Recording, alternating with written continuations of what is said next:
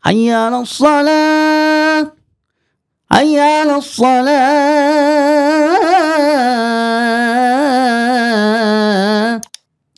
wan najmi idza hawa, ma dhalla sahibukum wa ma ghawa.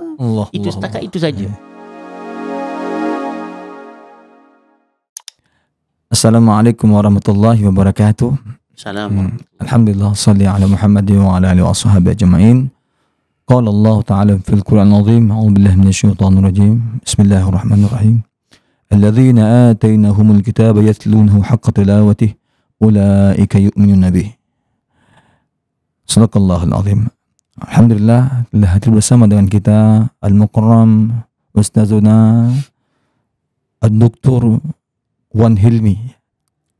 Al-Ustaz Wan Hilmi ini merupakan Ketua Bidang Pengkajian Al-Quran dari Universiti Kebangsaan Malaysia.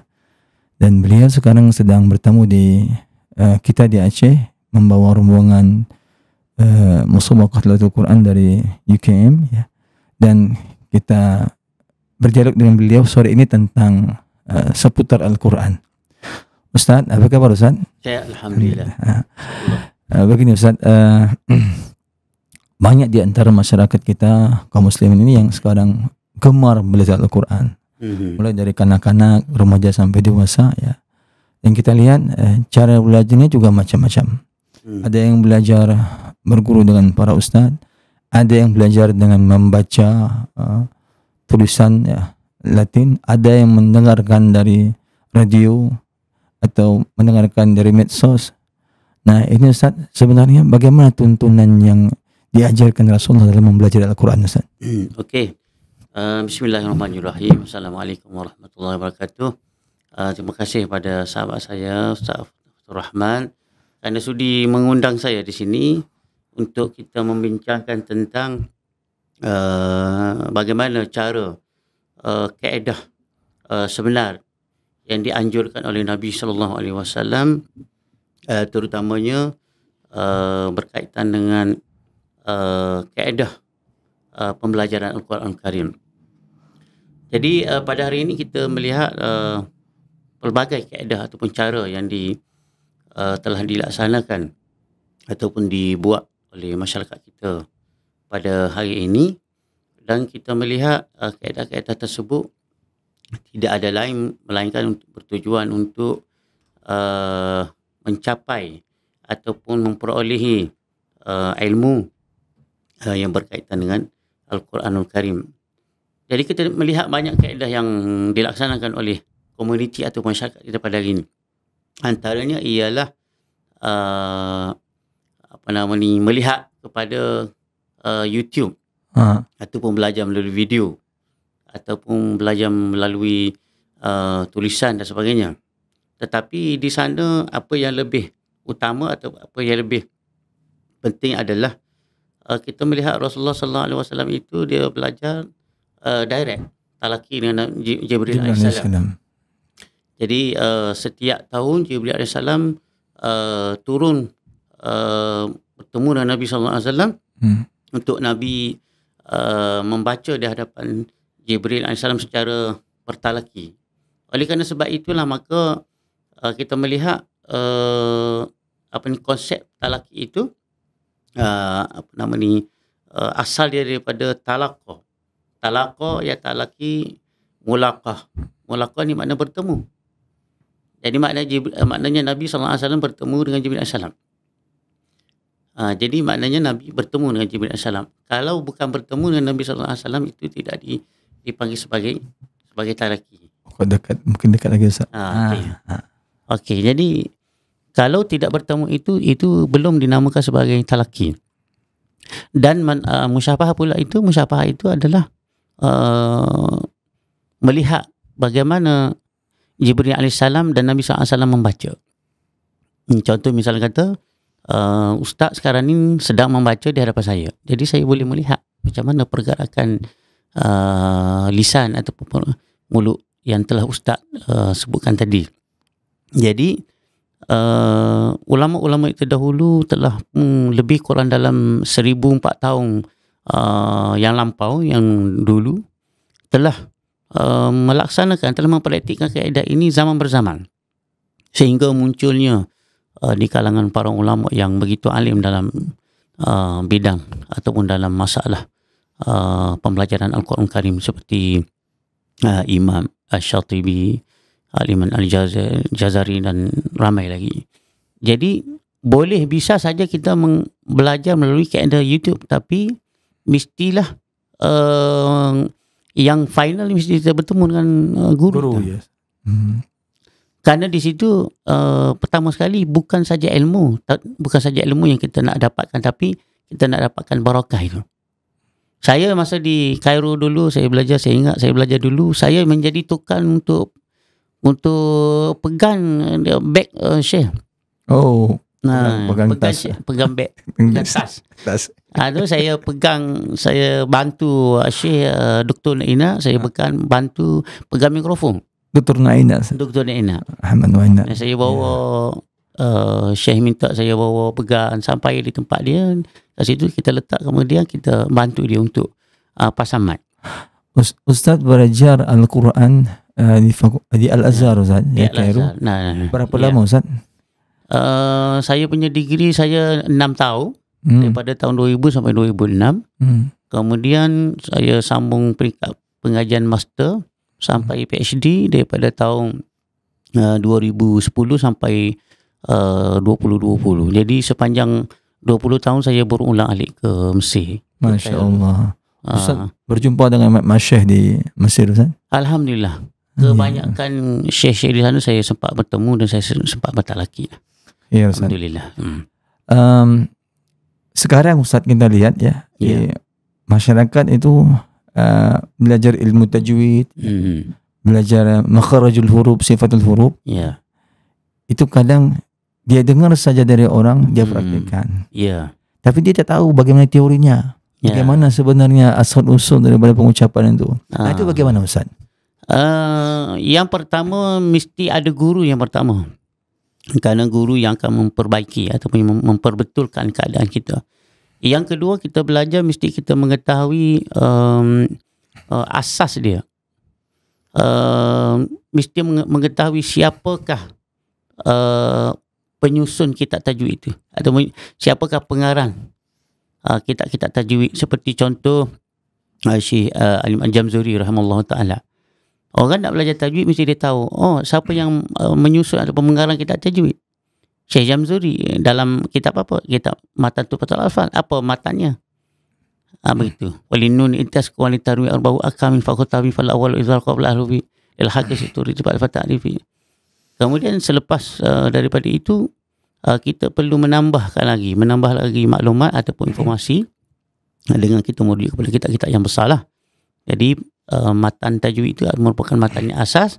Kemudian kita menyambung ataupun kita melanjutkan kitab-kitab yang berikutnya, seperti matan Asas Sabil Asyafi, kemudian matan Samanudi, yang lain-lain itu. Kerana apa perkara yang tidak ada di dalam kitab Tuhfatul Alfaz itu disambung ataupun dihuraikan di dalam kitab-kitab tajwid yang lain. Jadi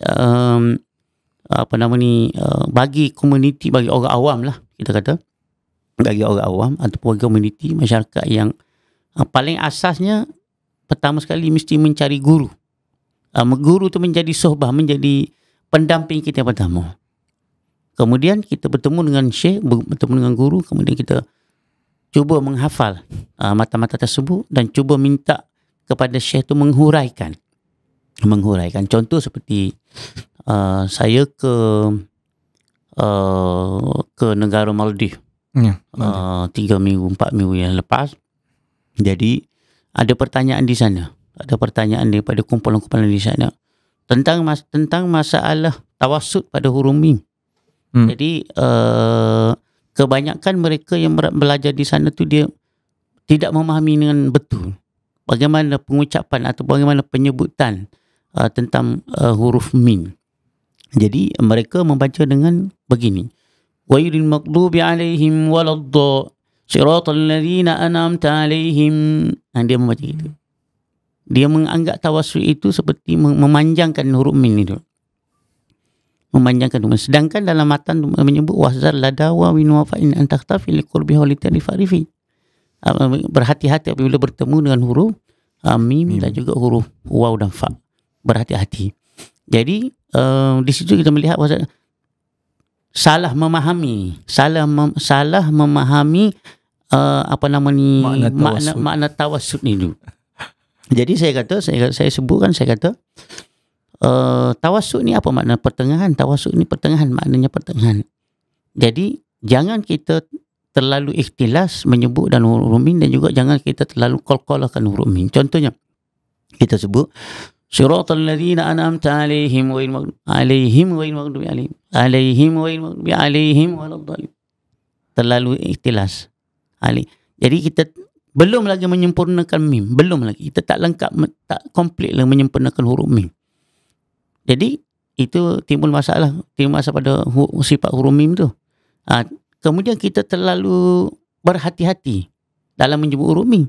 Suratul ladzina an'amta 'alaihim ghairil maghdubi 'alaihim, terlalu berhati-hati juga tidak bisa, juga tidak boleh kita untuk kita melebih-lebihkan sebut huruf mim. Jadi jalan pertengahannya adalah hanya melalui tawassul saja. Ghairu siratal ladzina an'amta 'alaihim.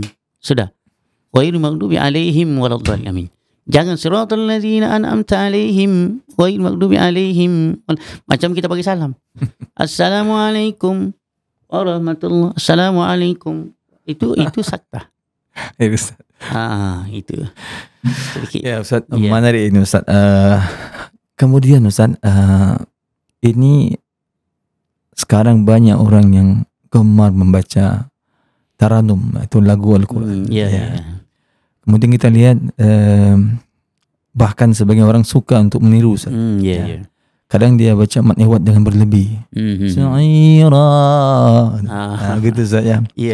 Dan bahkan mungkin beberapa kore-kore yang berlevel internasional Ustaz ya. Nah, ini gimana Ustaz? Apa memang dibenarkan demikian? Baik. Pertama sekali, apabila kita mempelajari ilmu taranum lah, kalau di tempat kami itu namakan ilmu taranum, tapi di sini nama ilmu nagam. Lalu di Mesir nama dia ilmu mujawad, dan beberapa negara pun memakai istilah mujawad. Melainkan Indonesia dan Malaysia memakai istilah taranum dan juga nagam. Jadi maknanya hampir sama lah. Jadi pertama sekali kita mesti memahami bagaimana kaedah ataupun cara yang dianjurkan oleh Rasulullah sallallahu alaihi wasallam. Memang benar Nabi sallallahu alaihi wasallam tidak membaca dengan taranum sebagaimana yang kita baca. Tetapi unsur-unsur taranum atau unsur-unsur lagu itu, unsur-unsur nagam itu telah pun wujud sekian lama di zaman Nabi sallallahu alaihi wasallam. Bukti dalil daripada hadis Nabi sallallahu alaihi wasallam banyak menyebut tentang tazyinul Quran, tahsinul Quran, tahbirul Quran. Laqad habbartuka laka tahbiran. At-tabaki. Tabaki maknanya menangis apabila kita membaca Al-Quran. Begitu juga dengan at-tahsin, memperelokkan at-tazyin, menghiaskan Al-Quran dan sebagainya. Jadi kita melihat banyak istilah-istilah daripada hadis Nabi sallallahu alaihi wasallam itu menunjukkan kepada kita tu elemen-elemen dalam bacaan lagu. Jadi daripada dulu sampai sekarang tu lagu berubah daripada semasa ke semasa, zaman ke zaman. Begitu juga halnya dengan melagukan azan, berubah daripada zaman ke zaman. Kalau kita ingat, kita mengingati kaedah bila birubah, macam mana bila birubah mengalunkan azan. Sampai pada hari ini orang tak tahu. Orang tak tahu macam mana kaedah. Saya pun tanya macam mana kaedah bila birubah mengalunkan azan. Adakah bila Allah mengazankan sebagaimana di Mekah? Allahu Akbar, Allahu Akbar. Begitukah bila?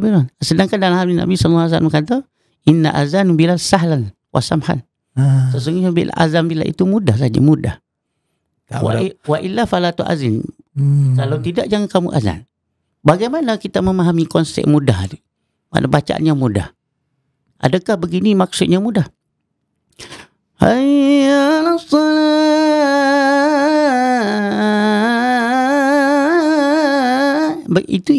itu memang sukar, untuk payah itu. Bukan mudah itu. Untuk itu pergerakan suara tu memang susah itu, bukan payah. Mudah ni maksudnya azan bukan memudahkan. Mudah ni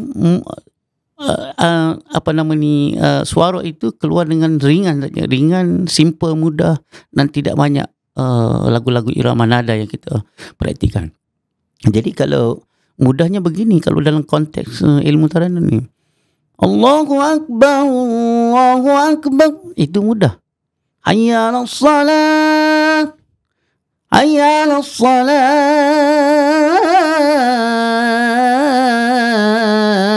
itu maksud mudah. Tapi kalau macam tadi itu banyak. Jadi bagaimana kita nak faham Bilal bin Rabah mengalunkan azan? Maka kita kena pergi di tempat negara dia. Sekarang ni namanya Habsyah tu, namanya Ethiopia. Yes. Jadi kita kena pergi di Ethiopia, kita kena mendengar kembali bagaimana alunan yang dialunkan oleh Bilal bin Rabah. Jadi berbalik pada soalan tadi. Yes. Panjang dia punya di putaran ni. Berbalik pada soalan tadi, di mana kori-kori ni mengalunkan bacaan kadang melebihi mat dan sebagainya, melebihi kaedah lagu kan. Wan najmi idza hawa. Contoh misal kata dia. Itu sudah masuk kepada bab berlebih-lebihan. Dia bukan tabi'i, dia bukan normal, bukan standard. Kalau normal, kalau tabi'i, kalau standard, bunyi dia macam ini. Wan najmi idza hawa ma dhalla sahibukum wa ma ghawa. Itu setakat itu saja. Dia tak boleh melebihi batasan, tak boleh. Jadi berlaku di zaman Nabi sallallahu alaihi wasallam ni. Berlaku di zaman Nabi sallallahu alaihi wasallam apabila Anas bin Malik itu melihat kepada seorang qori dalam hadis yang panjang. Dalam hadis tu ada terdapat dalam kitab tafsir, bukan dalam kitab hadis. Hadis tu terdapat dalam kitab tafsir. Jadi Anas bin Malik itu melihat kepada seorang qori itu, dia membaca bacaan sehingga kan Anas bin Malik itu kelihatan benci dengan bacaan itu. Dia benci dengan bacaan itu sebab qori itu adalah seorang qori yang juhala. Nama dia Abdullah bin Qura. Ja'a Anas bin Malik ila rajulin, bertemu dengan seorang lelaki itu yastami'ul Quran Karim. Jadi rajulun di dalam hadis itu adalah seorang qori yang masih kurang lagi kemahiran dia. Jadi kita tidak boleh kita tak boleh melihat kepada seorang qori yang jahil untuk kita jadikan dia sebagai panduan ataupun jadikan sebagai benchmark. Tidak boleh. Jadi begitu juga di kita sini. Jadi jika kita nak kepada kepada bacaan yang bagus, kita mesti melihat kepada seorang qori yang mutqin. Seorang qori yang sangat itqan, sangat hazi, sangat memenuhi standard bacaan Al-Quran Karim. Jadi dan kita mesti arasnya mesti melihat kepada mereka yang alim. Jangan melihat kepada qori yang jahil. Kemudian kita diminta supaya kita ni tuntutan supaya kita bertemu dengan mereka untuk kita membaca. Jadi berkait dengan hal ini, saya di masa di Mesir dulu, saya bertemu dengan beberapa qori terkenal di Mesir, seperti Syekh Dr. Naina, seperti Syekh Fatih Meliji Al-Mahrum, Syekh Fatih Meliji, kemudian Syekh Mutawalli saya sempat bertemu, kemudian Syekh Abdul Wahab Tantawi saya sempat bertemu, Syekh Abdul Fattah Turuti saya sempat bertemu, dan Syekh Abdul Fattah Turuti masih ada lagi. Kemudian untuk generasi yang sekarang ni ada beberapa syekh yang menjadi pelapis kepada qori-qori yang terdahulu yang dipanggil sebagai qori qudami, seperti contoh Syekh Yasir Syurqawi, kemudian Syekh Yusuf Halawa, kemudian Syekh Nu'mah, kemudian Syekh yang lain-lain lagi lah. Mereka tu adalah di peringkat terkini lah, baru. Jadi kita digalakkan supaya bertemu dengan guru kita. Jadi bila kita membaca tu, syekh ataupun guru akan memperbetulkan kita pada ketika itu juga. Ya, Ustaz. Ya. Nah ini Ustaz, kita balik tadi Ustaz sampaikan tentang muazzin. Ya. Kalau kita dengar muazzin di Saudi Ustaz, di Haramain itu, dia ucap kata ketika subuh tu, as-salatu khairu minan naum, Ustaz. Itu gimana Ustaz? Di situ maklin, di situ ada an-naum tu ada maklin. Maklin tu boleh dibaca dengan 2, 4 dan 6. Tapi lebih bagus kalau kita baca dengan memanjang lah. Dengan keadaan 6 rakaat. Jangan lebih daripada itulah. Contoh, as-salatu khairum minan naum. Itu lagi bagus. Karena ada masyarakat kita ketika dia baca matlin Ustaz, dia kata seperti di Masjidil Haram gitu. Sehingga kalau dia baca khauf itu khauf enggak pakai panjang. Khauf tu apabila kita wasal. Tapi ni kita wakaf. Dia ada 2 kaedah, ada satu kaedah wasal, satu kaedah. Ini wakaf Ustaz. Ini wakaf. Wakaf tapi dia tak panjangkan ya. Dengan alasannya dengar di Masjidil Haram itu naum, begitu. Ada. Kalau menyentuh dalam masalah ni, kita mesti melihat kepada hukum apa hukum pada kalimat naum tu. Jadi di situ kita faham hukumnya adalah 246. Ketika wakaf kalau kita nak qasarkan naum tu, jangan bunyi naum. As-salatu khairum minan naum. Jangan macam suara kita macam terhentak, macam macam tak habis, putus. Tak lengkap, macam as-salatu khairum minan naum, tak lengkap. Panjangkan sikit, as-salatu khairum minan naum. Itu lagi mantap dari segi suaranya. Kalau begitu, kalau hujung dan buat 2 harakat, sepatutnya yang tempat lain pun sama, ya Allah salah, kenapa tak buat gitu? Kenapa tak ambil hayya 'alas salah? Kenapa tak ambil 2 harakat di situ? Jadi kalau di situ 2, dekat sini pun hayya 'alas salah. Nah. Hayya 'alas salah. Hayya 'alal falah. Nah. Hayya 'alal falah. Nah.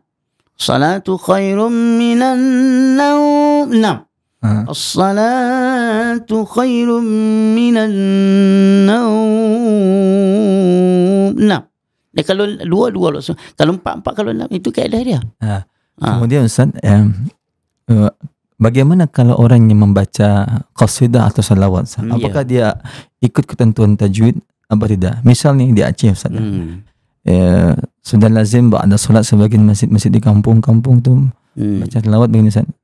Sallallahu wasallama ala nabi. Kan dia panjang yang tak panjang, itu gimana Ustaz? Apakah salawat juga ikut ketentuan tajwid atau bebas? Sebaiknya ikut tajwid. Jadi kalau tak ikut tajwid ini macam ada something, ada masalah pada sebutan kita. Macam ini. Dia bukan tak faham. Orang Arab dia dengar dia faham bahasa dia.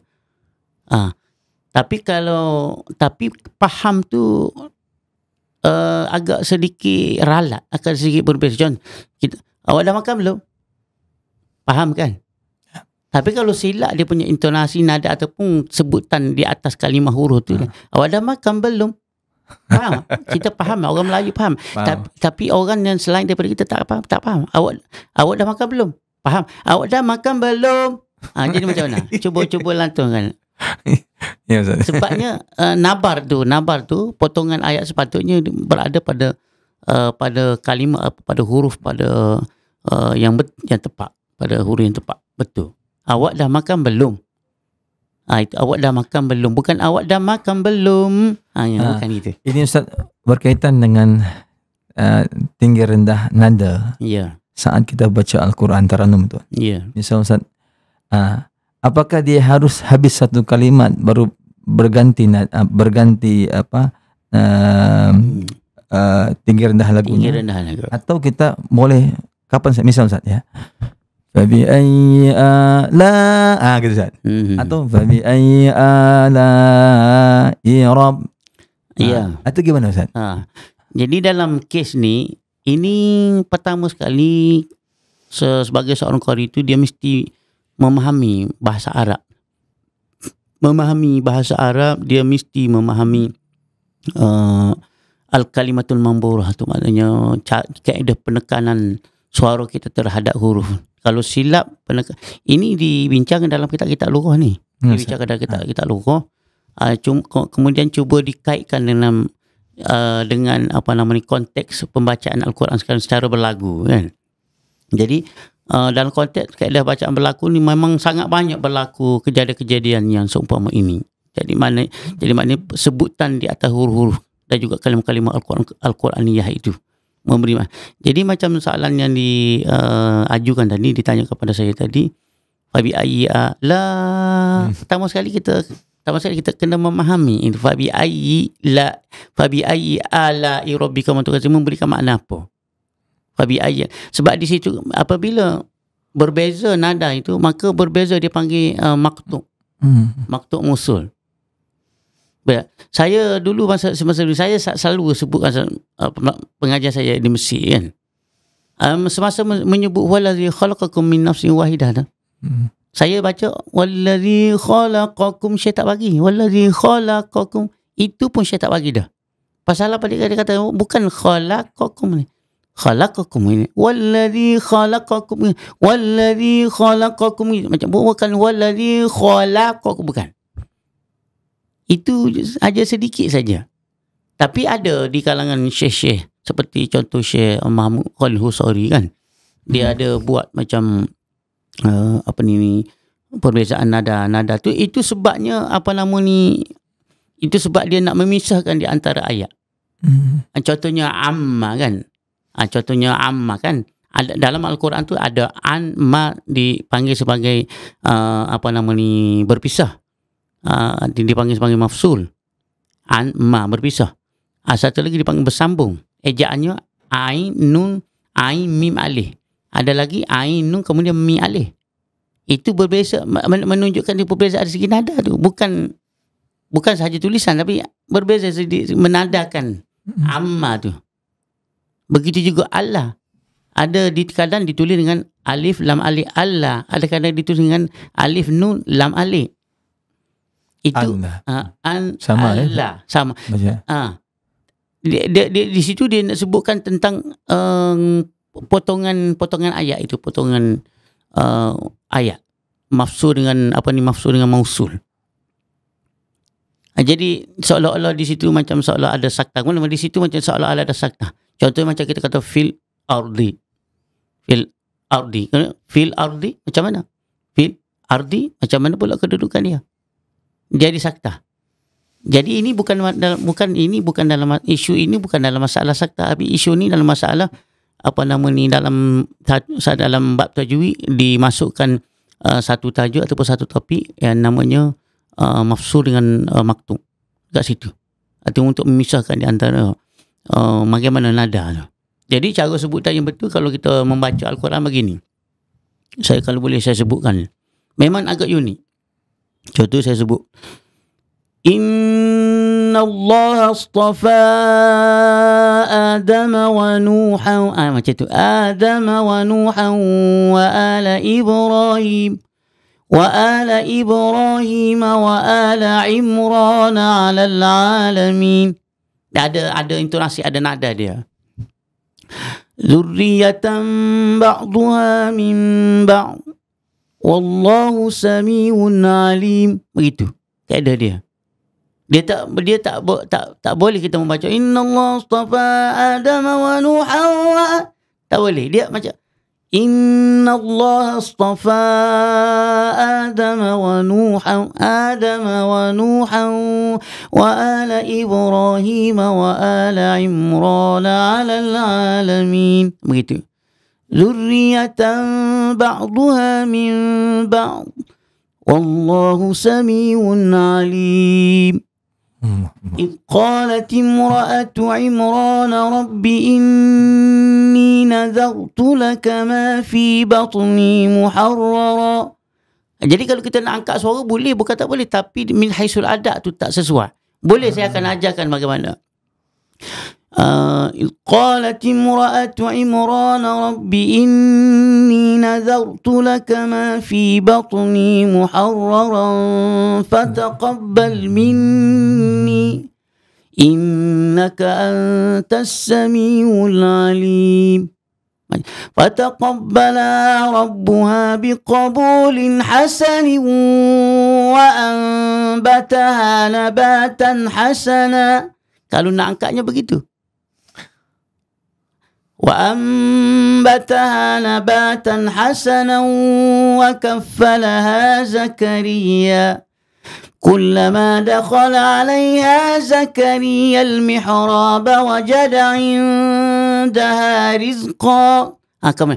قال يا مريم أنى لك هذا قالت هو من عند الله. Begitu. Masya Allah. Ada teknik, ada kaedah dia. Kalau kita nak mengangkat suara, bukan sebarang, bukan boleh diangkat-angkat, bukan, dia tak boleh. Bukan begitu caranya. Okey. Akhir Ustaz. Bagaimana kalau orang yang membaca ketika imam Ustaz? Ya. Kan ada baca dengan cepat dia baca Ustaz. Ya. Ada dengan lambat dia baca. Sebagian orang yang kadang-kadang dengar dengan YouTube itu, dia ikut imam yang bacaan cepat tapi dia tidak ikut kaedah Ustaz. Itu gimana Ustaz? Dia mengikut imam yang baca cepat gitu. Lagunya dengan cepat tapi dia tidak seperti dalam masalah melagukan Al-Quran ini, sebaiknya bagi seorang imam itu dia membaca dengan sederhana saja. Tapi jangan lambat, tapi jangan cepat. Ada yang baca cepat sangat pun tak sesuai. Tak sesuai. Kerana kita menjadi imam ni, kita nak tunjukkan contoh yang terbaik. Jadi kalau kita menjadi imam tu, kita baca sederhana saja. Bukan maknanya suara sederhana. Suara boleh ditingkatkan, tidak ada menjadi masalah. Tapi kelajuan tu, tempo, macam saya sebutkan tadilah. Kita baca kan. Kita baca Alif Lam Mim. Zalikal kitabu la raiba fihi hudan lil muttaqin. الذين يؤمنون بالغيب ويقيمون الصلاة ومما رزقناهم ينفقون.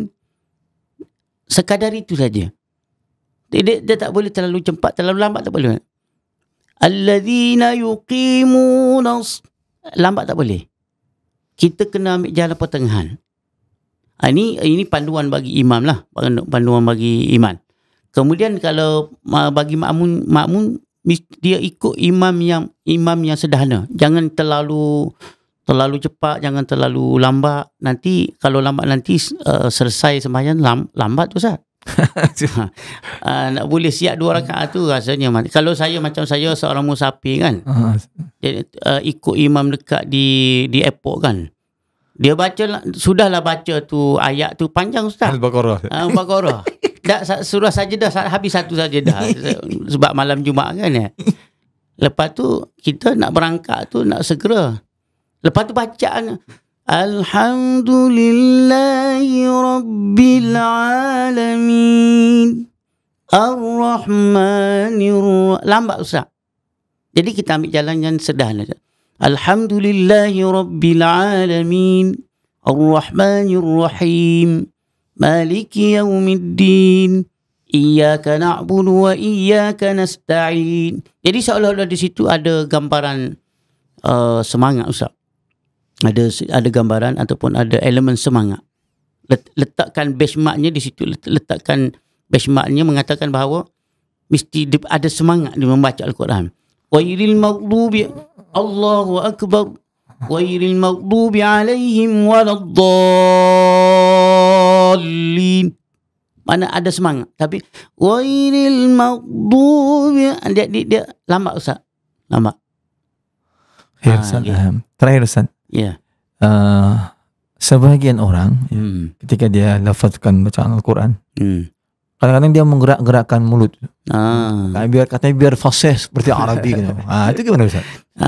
Jadi kalau Arab ni baca memang tak ada mulut-mulut, tidak ada ke kiri ke kanan ke atas ke bawah. Tak ada.